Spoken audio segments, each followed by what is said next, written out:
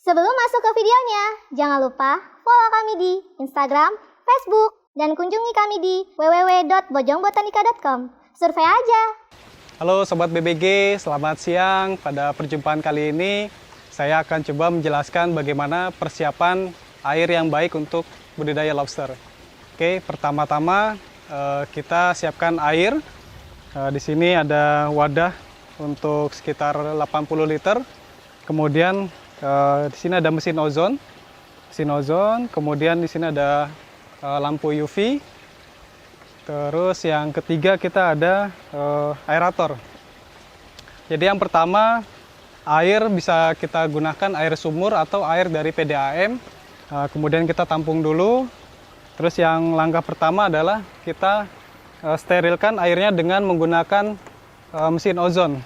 Oke, kita colokkan dulu. Kita nyalakan.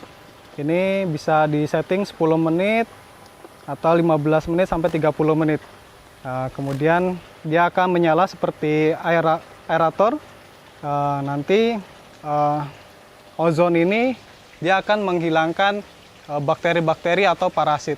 Jadi dia akan mematikan bakteri-bakteri dan parasit sehingga airnya steril dari bakteri-bakteri jahat.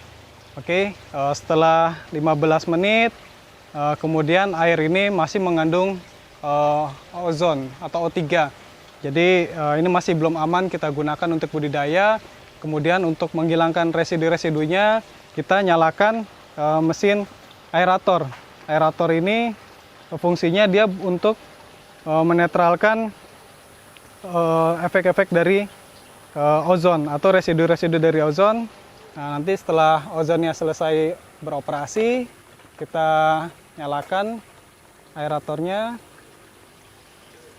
Nah, kemudian aerator ini kita nyalakan selama 24 jam. Nah, fungsi dari aerasi ini dapat menghilangkan logam-logam berat juga, sehingga air yang kita gunakan aman dari residu-residu dari logam berat, dari ozon, dan yang lainnya. Jadi, sebelum kita masukkan budidaya lobster kita, sebaiknya kita tingkatkan kandungan oksigen yang terlarut di dalam air. Jadi dengan nyalakan selama 24 jam sehingga bisa meningkatkan oksigen yang terlarut di dalam air. Kemudian setelah itu kita bisa gunakan lampu UV. Ini fungsinya untuk menetralkan, membunuh bakteri-bakteri yang jahat juga yang ada di media kita. Ini hati-hati dalam penggunaannya karena dapat merusak mata kita juga. Jadi sebaiknya dinyalakan pada saat malam hari. Kita tidak terkena efeknya langsung, kita tinggalkan selama beberapa jam. Kemudian dimatikan setelah kita akan gunakan lagi.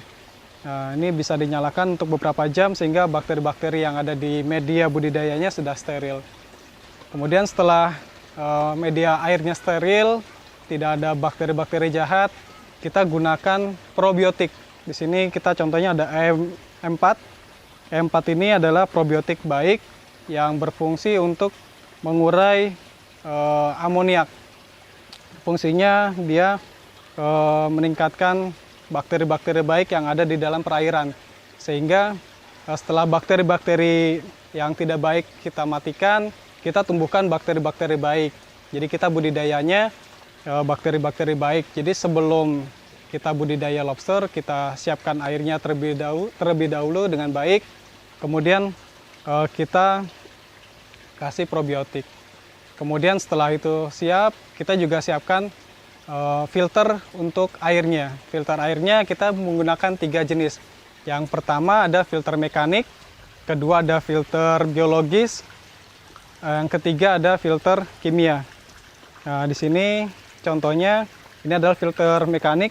Filter mekanik ini bisa berupa busa filter yang akan menyaring kotoran-kotoran yang lebih besar. Kemudian untuk kimianya kita gunakan ini adalah karbon aktif yang saya bungkus dengan saringan. Kemudian di sini ada batu zeolit. Batu zeolit ini sama dengan karbon aktif, fungsinya untuk menjernihkan air. Terus di sini terakhir ada filter biologi. Filter biologi kita menggunakan biobal. Biobal ini fungsinya sebagai rumah bakteri. Nah, rumah bakteri ini dia akan memperbanyak bakteri-bakteri baik yang ada di budidaya kolam kita.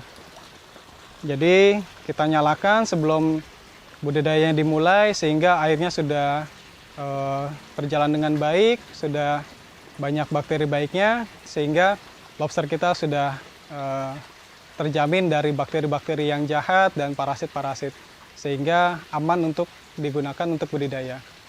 Oke, mungkin itu sedikit yang bisa saya jelaskan tentang persiapan media budidaya untuk lobster. Terima kasih, jaga kesehatan kita dengan tetap mengikuti protokol kesehatan, menggunakan masker, mencuci tangan dengan sabun, kemudian jaga jarak, dan jangan lupa like, share, dan subscribe untuk info-info lebih lanjut tentang budidaya lobster air tawar di BBG. Kemudian silakan komen apabila ada yang ingin ditanyakan atau ingin berbagi ilmu. Terima kasih. Salam BBG.